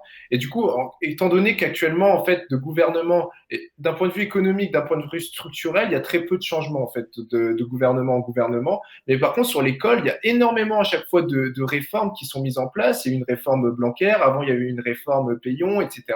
Et en fait, on peut pas voir l'impact significatif tout de suite. Par exemple, des rythmes scolaires, on peut pas voir. Du coup, c'est très compliqué de mesurer l'impact que ça a. En tout cas, aujourd'hui, dans l'État, il faut vraiment qu'on réfléchisse clairement à quel avenir on va donner à l'éducation nationale. Parce qu'aujourd'hui, on voit une dégradation en mathématiques, même en français. Beaucoup de gens, aujourd'hui, on peut pas se plaindre. Il y a beaucoup de gens qui savent lire et écrire plus qu'il n'y a jamais eu dans l'histoire, quoi. Donc, c'est vraiment incroyable. Mais par contre, dégradation des niveaux, donc il faut réfléchir à comment faire. Je pense que les pistes de l'individualisation, c'est pas tant un problème. Aujourd'hui, sous le quinquennat Hollande, par exemple, il y avait cette idée, il faut mettre davantage de technologie, ça va nous permettre. Je pense pas, parce que justement, ça dégrade l'attention, etc. Et on a déjà trop de technologie. C'est plus un Alors, problème de pédagogie et enfin, de tout ce qu'on a évoqué précédemment. on va dire dans ma famille, j'ai mon cousin notamment qui est prof et c'est vrai que ce qu'il me disait, bon, il est un peu de la vieille école, un peu, mais je pense que c'est assez pertinent là-dessus, c'est que l'outil informatique est trop important et l'apprentissage, il se fait en écrivant et en écoutant hmm. et pas derrière un ordinateur. Alors moi, c'est ce qui m'a choqué, j'ai fait un stage en L3, en analyse économique, dans mon ancien lycée, Et donc l'année dernière, en fait. l'année dernière et juste avant la crise du covid d'ailleurs. Et j'ai été surpris de voir que les élèves de seconde ont des ordinateurs. En fait, ils ont des ordinateurs, ils font cours en fait avec les ordinateurs. Alors moi, ce que je trouve bien, c'est qu'ils ont une formation PIX notamment que l'État met en place, que moi je trouve ça génial. Ils apprennent à utiliser l'outil informatique, ce qui est très important. Bon, c'est un peu tard, mais c'est très important de le faire. Mais ils prennent tous leurs cours sur ordinateur. Et en fait, moi j'ai été choqué de ça. Je me suis dit, bah merde, mais comment tu apprends? C'est en écrivant qu'on apprend. C'est pas derrière un ordinateur. Derrière un ordinateur, tu peux tout faire. Hmm. Tu peux jouer à un jeu. Ouais. Nous, on avait le droit en tout cas aux ordinateurs qu'en terminale, parce qu'après on faisait des recherches sur internet ou quoi, et tu plus à même, on va dire, en terminale, même si je trouve qu'on faudrait rester encore sur le papier, mais voilà. Mais même tous les psychologues le disent, ceux qui sont spécialisés en fait dans l'enseignement le disent, il faut écrire. La méthode écrite, c'est celle en fait qui est la plus efficace pour apprendre. Il faut lire, il faut écrire, il ne faut pas avoir une il ne faut pas être derrière un écran. En plus, je le disais notamment avec la 5G, mais les adolescents passent plus de 6h30 derrière un écran. Et encore avec la crise du Covid, je pense que c'est plus, ça doit être 10 heures. Ah oui. Même moi, on passe Ah énormément mais de temps moi derrière les aussi, hein. ordinateurs. C'est infâme. Passe Et la qu'est-ce journée, qu'on fait? On est toujours divertis. Mmh. On est toujours divertis. Et finalement, notre esprit il n'est jamais en pause. Ouais, c'est Donc vrai. c'est important en fait de garder ça, de garder l'écriture, la lecture surtout, la lecture. Ouais, Il la faut beaucoup lecture, ouais. lire. C'est hyper important. Un jeune, il faut qu'il lise. C'est comme ça d'ailleurs qu'il permettra de lui construire un esprit critique, de moins faire de fautes Mmh. d'orthographe, d'avoir un esprit logique, analytique meilleur. Et Julien, D'ennui aussi. je- voilà. et c'était quoi Pardon, j'ai pas... Je parle. T'as dit quoi, Samuel? Excuse-moi. Ça rejoint en fait ce que disait Olivier, et je pense Oui. que si il faut avoir des temps d'ennui, Ah parce que oui. c'est Bah oui, oui, oui. qu'on crée, qu'on imagine des choses, etc. Sinon, il n'y a plus d'imagination, c'est ça. Ça, il faut se faire chier, Mm. littéralement. Ah, mais c'est clair, hein, C'est un peu c'est important. vulgaire, C'est un peu Olivier. vulgaire, mais c'est important. C'est comme un gamin. Un gamin, si tu le mets directement derrière une tablette, bah, c'est pas. Enfin, il va jouer à la tablette, il va jouer au jeu, c'est très bien. Mais un gamin, il apprend, c'est Il va quand pas il créer, s'ennuie. quoi.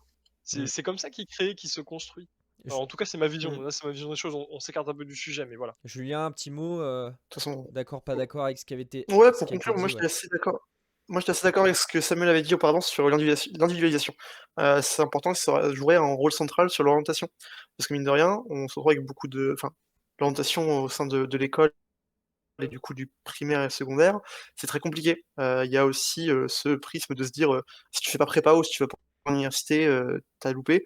Alors que bah, si tu analyses ça, si tu arrives à comprendre ce que le jeune euh, veut faire, veut apprendre, à quoi il s'intéresse, bah, tu peux l'orienter bien et il n'y a pas de honte à faire un BTS, à faire un CAP, des choses comme ça. Mm. Et ça aiderait grandement des élèves en fait. Donc voilà, hein. Finalement, en fait, cette question-là, c'est une sous-question qu'on pourrait retraiter pendant des heures, hein, finalement. L'école et la technologie, les méthodes d'apprentissage, la culture, c'est important. Comment est-elle enseignée? Est-elle enseignée de la bonne manière? Je pense aux cours d'art plastique, de musique aussi. De musique, moi je me rappelle, moi je suis un grand fan de musique. Je détestais mes cours de musique quand j'étais au collège. Je détestais ça. Alors que j'ai toujours fait de la musique. Alors, Donc voilà. Et on n'a même pas non plus abordé la question de l'éducation physique. On a beaucoup de choses à dire. On juste, n'aura pas le temps de les traiter. Allez, un dernier mot accordé à juste, Olivier, ouais, très juste quelque rapidement. chose, c'est vrai, parce en fait, on vient tous de filières générales. Donc c'est vrai qu'on n'a pas traité l'aspect aussi des filières Oui, technologiques et pro. mm, Et c'est c'est vrai. important d'avoir un Professionnel. petit mot pour eux, de dire que et les profs, je pense, sont tout à fait d'accord avec ce que je dirais, c'est qu'elles sont sous-évaluées. Les gens n'y vont pas, on n'incite pas les élèves à y aller, et c'est un peu, on va dire, la filière des cancres. Oui, Et je trouve que c'est dommage ça. Et ce qu'il faut savoir aussi, il me semble, c'est que un élève en pro coûte plus cher qu'un élève au général, il me semble. Donc c'est d'accord. aussi peut-être, il y a peut-être une stratégie aussi financière derrière, mais je pense que, Il et y c'est important a. en fait, de rappeler ça, c'est que c'est pas si vous êtes en pro, vous n'êtes pas bête. Au contraire, vous avez une connaissance qui est très importante et pour notre société, Eh bien, parce qu'on en recherche beaucoup c'est des filières pro et c'est une technologiques. Voilà. autre question à laquelle nous n'aurons malheureusement pas le temps de répondre ce soir. Je propose tout de suite, on était un petit peu dans la côté numérique. On a parlé un petit peu des téléphones et on va tout de suite pouvoir passer à la nouvelle petite chronique de Julien.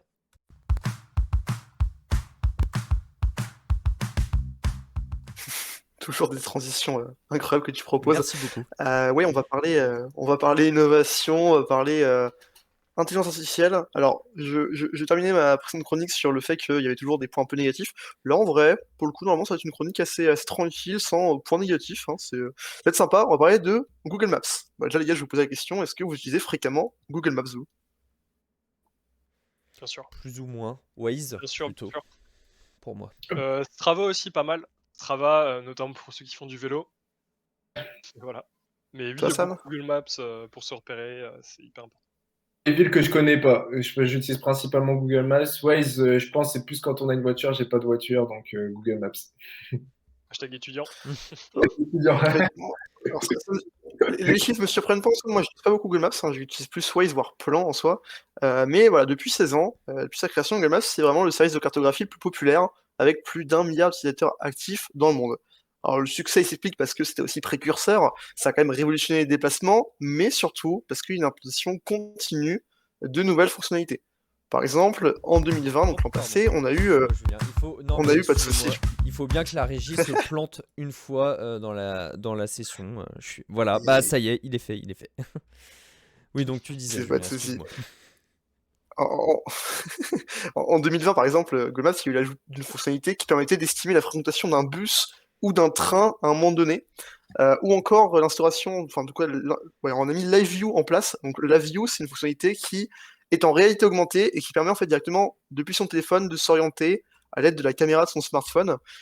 Toutes ces nouvelles fonctionnalités, ces nouveautés et ces innovations, et celles qui vont arriver par la suite et desquelles on va traiter, ça existe grâce à l'intelligence artificielle.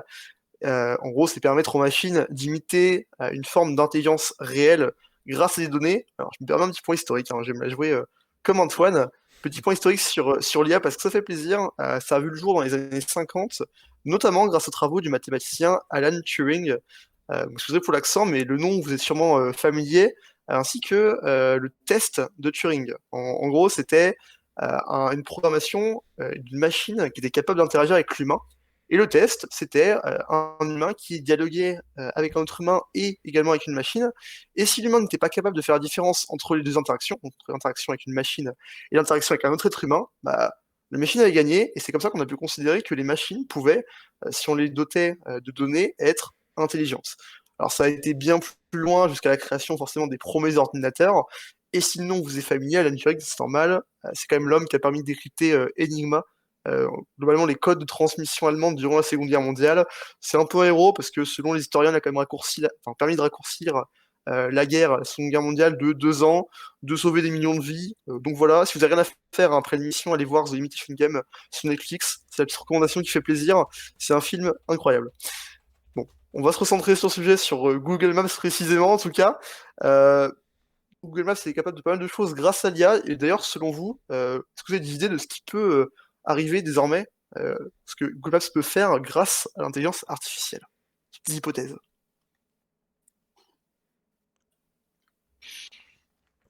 Pas tout de suite, pas tout de suite comme ça là. Je me suis pas vraiment posé la question en fait. Et ça m'intéresse quand même. C'est un sujet vaste. Qu'est-ce qu'on Mais peut on faire va avec directement passer l'intelligence artificielle, c'est ça? ouais. Oui, quelles C'est ça. innovations il pourrait apporter finalement?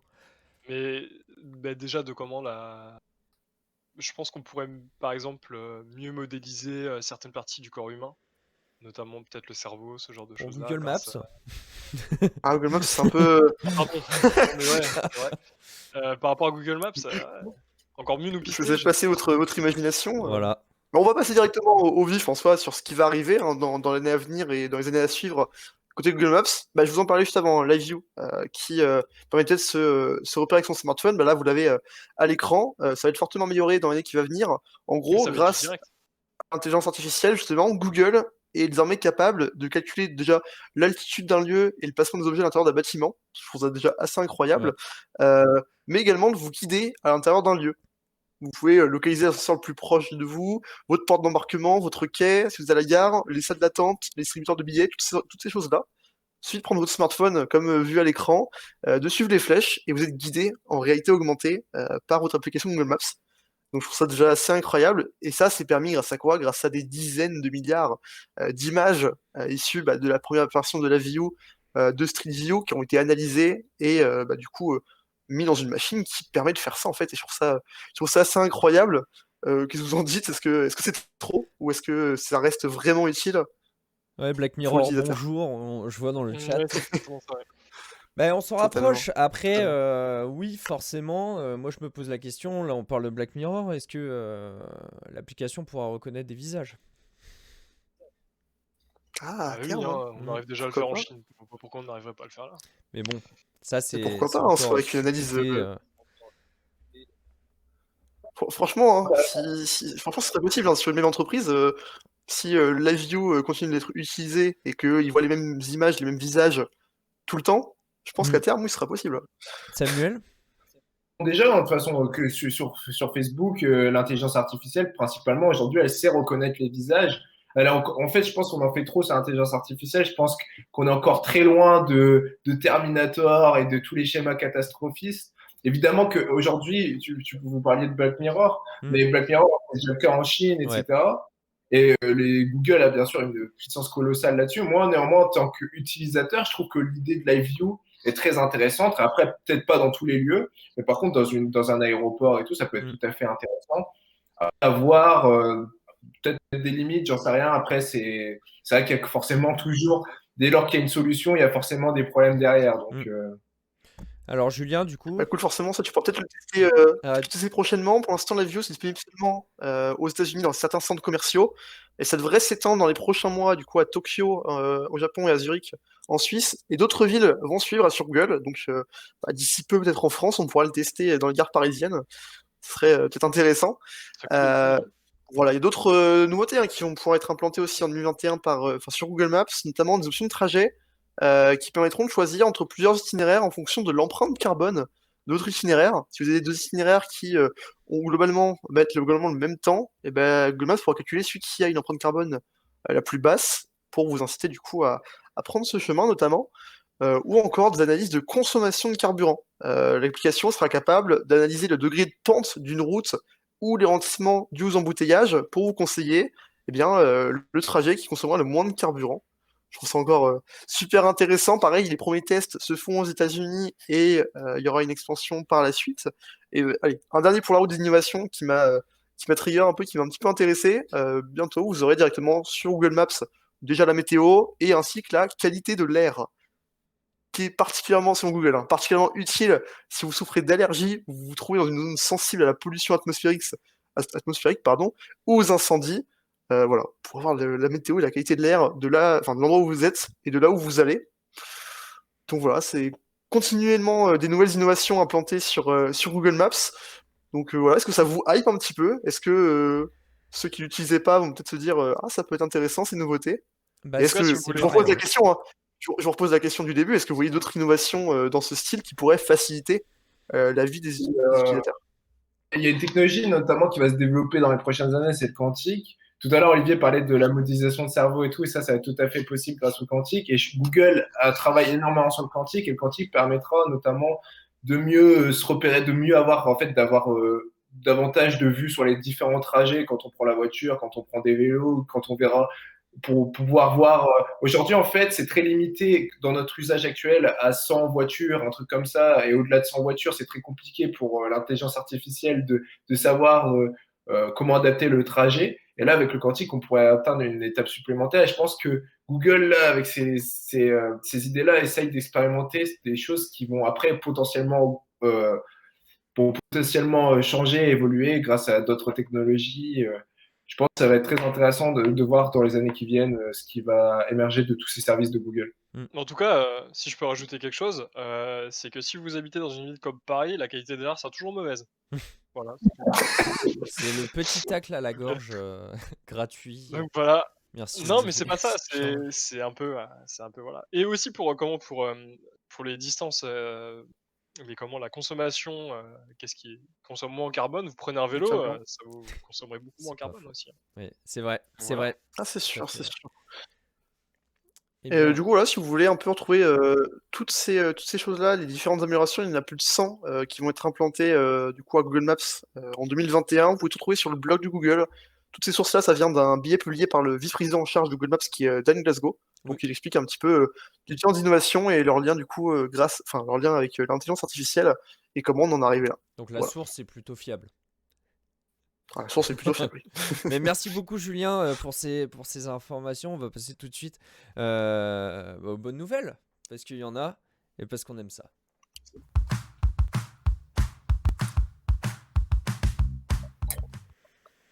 Bon alors les bonnes nouvelles, là on me voit tout seul. Je vais pas rester longtemps tout seul en fait. Je vais revenir avec vous finalement. Messieurs, pour vous, quel est le premier? Alors on va commencer par des chiffres pas pas trop bien. Mais pour vous, quel est le secteur le plus grand consommateur de plastique actuellement? On va se situer en Europe. L'alimentaire. L'alimentaire. Ouais, j'aurais dit alimentaire en vrai. Samuel? Je sais pas. Eh bah, en effet, Olivier Julien, vous aviez raison, c'est bien l'alimentaire. D'après le groupe de recherche Plastic Europe, 46% de l'utilisation du plastique est dans les emballages alimentaires. Problème aussi, c'est que selon donc Citeo, en 2016, seuls 29% des emballages plastiques ont été recyclés. C'est même pas un tiers. Vous buvez 3 bouteilles d'eau, il n'y en a qu'une seule qui va être recyclée en plastique, évidemment.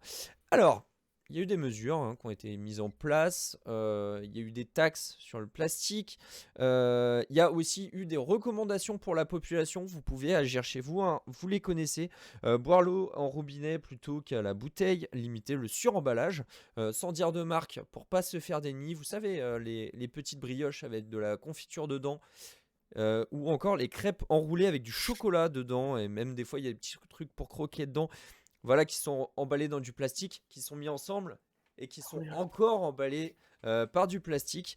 C'est pas planète friendly, vraiment. On a quoi d'autre? L'augmentation de la vente en vrac aussi. Il y a des magasins spécialisés où vous venez avec vos propres bocaux acheter vos aliments. Donc on peut citer le riz et les pâtes, évidemment, les féculents, mais ça se diversifie de plus en plus, avec des fruits normalement, notamment. Et puis, voilà, et on peut aussi favoriser l'utilisation de carton comme emballage plutôt que le plastique. Il se reproduit il se recycle beaucoup plus facilement. Puis une nouvelle innovation qui est apparue récemment, qui a été créée par les 2 girondines que vous voyez à l'écran. Donc voilà, on peut voir Laetitia Brognez et Sivan Sens, donc, qui viennent du département de la Gironde et qui ont créé l'EcoSivWrap. Donc l'EcoSivWrap, si on détaille un peu, on a Eco en fait, Si pour la cire et Wrap pour l'emballage en anglais. Et elles sont en train de le faire breveter au sein de leur startup Save the Planet. Save comme la sève qui vient d'un arbre. Voilà, petit jeu de mots qui fait toujours plaisir. Voilà, et en fait la création de c'est un emballage 100% biodégradable, recyclable, français, de fabrication française, et qui est une coopération en fait entre il y en a une des deux qui est couturière et l'autre qui est chimiste. Donc voilà, une coopération entre 2 métiers que tout opposerait, mais finalement que tout opposait. J'adore la langue française. Et donc en fait, cet emballage a des propriétés collantes, antifongiques et antibactériennes. Tout ce qu'il nous faut. Donc ça empêche le développement des mycoses dans la nourriture, de la pourriture, etc. Donc en Asie, on avait déjà les BeeWrap, donc les emballages d'abeilles, qui étaient produits également à base de cire d'abeille, mais pour ce qui est français, donc pour l'EcoSivWrap, c'est quand même moins coûteux en eau, en pesticides, et c'est fabriqué localement et c'est réutilisable. Messieurs, comment vous voyez un petit peu comment on peut imaginer la démocratisation de ce type d'emballage? L'idée, elle est tellement intéressante, tellement pertinente. Je pense qu'on est pas mal à se plaindre. Enfin, là, c'est vraiment un avis personnel, qu'on est pas mal à se plaindre sur qu'on n'avance pas et tout, mais de voir des initiatives comme ça au niveau local, régional, d'entrepreneurs et qui créent, qui font des choses comme les 2 exemples que tu viens de nous donner, c'est impressionnant. J'avais vu un autre exemple en fait aussi. C'était, il me semble, dans le documentaire de Bill Gates qui était sur Netflix. En fait, il y avait une startup qui récupérait des émissions de gaz à effet de serre justement pour pouvoir créer des nouveaux emballages et du coup qui seraient biodégradables, un truc comme ça. Et du coup, de voir tous ces types d'innovations, en fait, c'est génial parce que ça offre des perspectives optimistes, quoi. Oui, on se dit la population se bouge finalement. Voilà. Bon alors, si j'ai bien quelque chose une remarque à faire, ce serait qu'il va falloir beaucoup d'abeilles pour, Oui, mais il pour y a pouvoir des répondre à la élevages d'abeilles en tout respect des animaux, évidemment, hein. Bien sûr, mais il va en falloir beaucoup, hein. Et En tout cas, puis, les abeilles sont menacées Ouais. aussi. Donc, bien sûr, finalement, espèce en voie de disparition. pourquoi pas? Finalement, pourquoi pas? Julien, Ah, une en tout cas, petite. le crossover est incroyable, hein, je trouve, hein, entre du coup chimiste Ouais, chimiste et et couturier, couturière, ça avec un m'a, très bon sens moi, de l'humour aussi. ça m'a impressionné. Franchement, Non, mais ça fait plaisir aussi que ça vienne d'initiatives françaises, et comme l'a ouais, dit Samuel, hein, c'est assez indépendant, c'est des entrepreneuses qui font ça localement, donc en espérant que ça puisse s'entraîner de breveter, mais que ça puisse se démocratiser aussi, que ça communique à fond dessus, hein, parce que ça se trouve, c'est le futur. et puis coucou l'État pour financer, hein. Ce serait bien aussi de s'y mettre. Oui. Non, mais sans rentrer dans des polémiques. Je veux pas balancer, hein, évidemment, je suis complètement. Je n'ai aucun jugement, personnellement. Mais bon, si quand même, quoi. Si quand même. Parce que la sensibilisation, c'est bien, mais les gestes, c'est encore mieux, Après, voilà. c'est important ce genre d'innovation-là parce que ce qu'il faut savoir, le plastique, notamment en fait les bouteilles, on arrive à le recycler assez bien, mais tous les plastiques ne se recyclent pas de la même façon et Oui. il faut souvent des technologies différentes pour le recycler. Mm. Donc c'est pour ça que, on a du mal, en tout cas les organismes, les collectivités locales qui se chargent de collecter, ce plastique-là et de le recycler, souvent n'ont pas la technologie ou la technologie derrière est trop chère à recycler. Souvent, un emballage en fait recyclé est plus cher que de la matière vierge en Ouais, fait du plastique d'accord. vierge. Donc c'est ça aussi hein, qui est important à souligner, c'est que le recyclable c'est plus cher, malheureusement. Il Mm. faudrait que le prix baisse Donc voilà, et que le plastique, tous les plastiques ne se recyclent pas pareil. finalement, Juste, acheter du réutilisable. voilà, il faut acheter du Voilà, réutilisable tout et simplement. si j'ai un bouquin à vous conseiller, ce serait le bouquin de Flore Berlinger, Berlingen, il me semble, Recyclage, le grand enfumage. Voilà, si vous voulez Recyclage, le grand enfumage. Alors, bah tout de mettre suite. dans. Donc voilà, hein, quand même, on espère. Et donc, est-ce qu'on va sauver la planète? Je pense que oui. Mais pour reparler des politiques publiques, et j'avais entendu une phrase qui m'avait beaucoup plu. Les déclarations d'amour, c'est bien. Les preuves d'amour, c'est mieux. J'imagine les pouvoirs publics à la planète. Et oui, et je regarde là, je vois le message de Overslide. Venant de l'industrie textile, c'est compliqué de faire un textile écologique. En effet. Mais alors, du coup, oui, pour revenir très rapidement sur la composition de l'éco-civrable, c'est un mélange de lin, de cire d'abeille, et j'avais marqué la troisième. Non, il n'y avait pas de troisième. Lin et cire d'abeille. Voilà, dans l'idée. On passe tout de suite à la deuxième. Voilà. À la deuxième, si ça vous va. Il y a une autre bonne nouvelle et celle-là, elle est un peu spéciale et personnellement, je l'adore. Mesdames et messieurs, imaginez-vous un instant. Fermez les yeux et imaginez-vous. Il est 19h30. Le couvre-feu est passé, vous n'avez pas eu le temps de faire les courses dans la journée. Vous avez faim et absolument aucune envie de manger une énième fois des pâtes au beurre pour la 18e fois de la semaine. Il vous reste quelques légumes par-ci, quelques épices par-là, mais comment la cuisiner? Et là, j'ai la solution. Et promis, ce n'est pas une opération promotionnelle. C'est promis. La solution, elle est simple, c'est l'application Popot Duck. Popot Duck qui vous propose des recettes en fait en fonction de ce que vous avez dans votre frigo.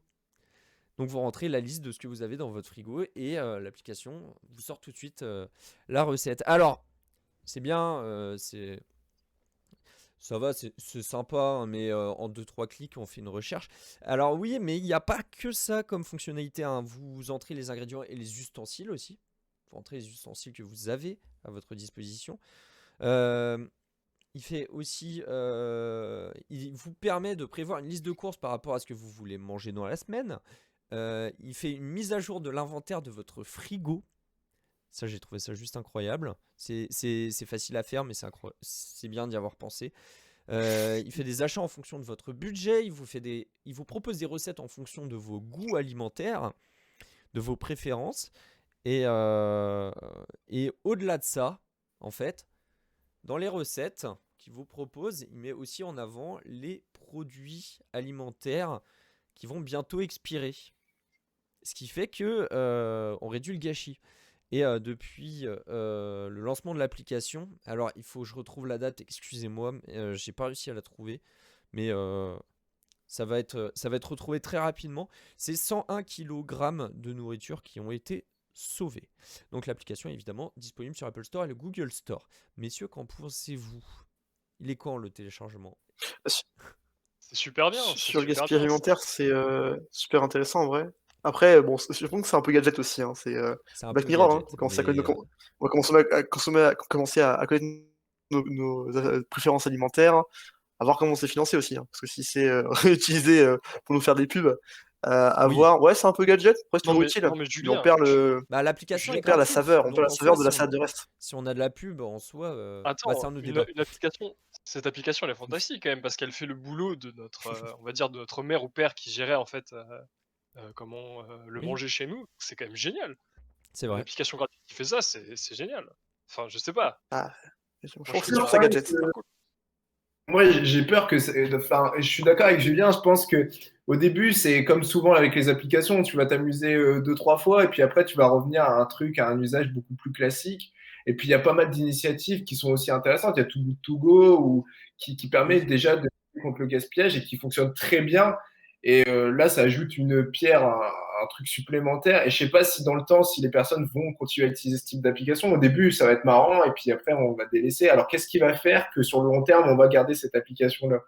Surtout que le principe d'une recette aussi, c'est de vouloir chercher des aliments, de vouloir aller sur le marché, d'essayer de trouver le bon aliment. Enfin, il y a quand même une part de magie qu'on retrouve pas forcément dans la technologie, en fait. Ah, ça Tout à fait. dépend. Ça dépend.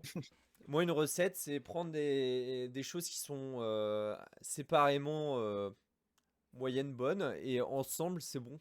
C'est très bon, voire très bon. Ouais. Mais c'est une twist, ça. Oui. C'est une twist, ça.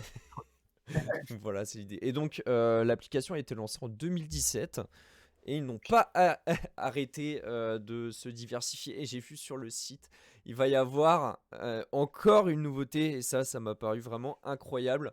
C'est toute l'application concentrée dans un objet qui sera collé au frigo. En fait, vous auriez tout sur votre frigo. Ce serait, moi, je suis désolé, mais moi, je suis ultra hypé là-dessus.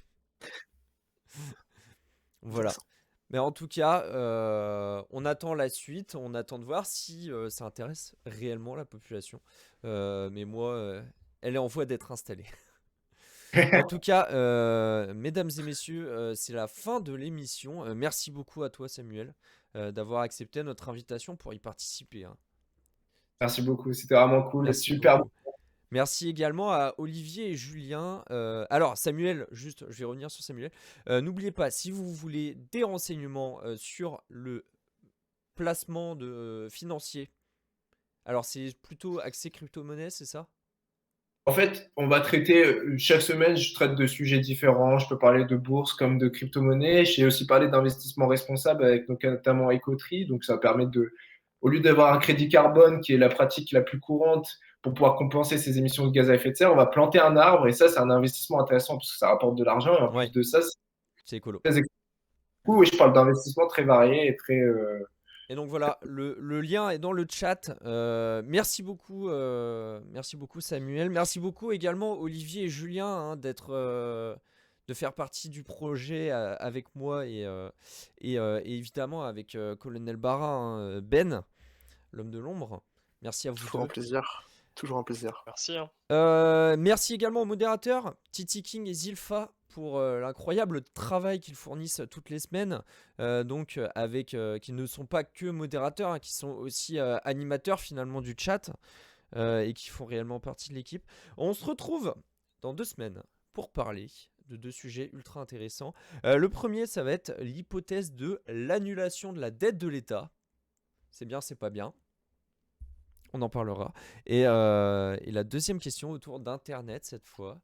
Et justement, ça va rebondir un petit peu sur ce dont on a parlé avec les bitcoins. C'est l'Internet devrait-il être public? Et donc, gratuit. L'accès Internet devrait-il être gratuit? En attendant, n'hésitez pas à nous rejoindre sur les réseaux que vous trouverez actuellement dans le chat, donc sur Instagram, Facebook, YouTube. La rediffusion de cet épisode sera disponible sur YouTube d'ici ce week-end et sur Twitter, évidemment, où vous pouvez réagir. Et n'oubliez pas, pour nous soutenir, c'est gratuit, profitez-en de cliquer sur le bouton « Suivre la chaîne ». Toute l'équipe Eco & Co vous souhaite une agréable fin de semaine.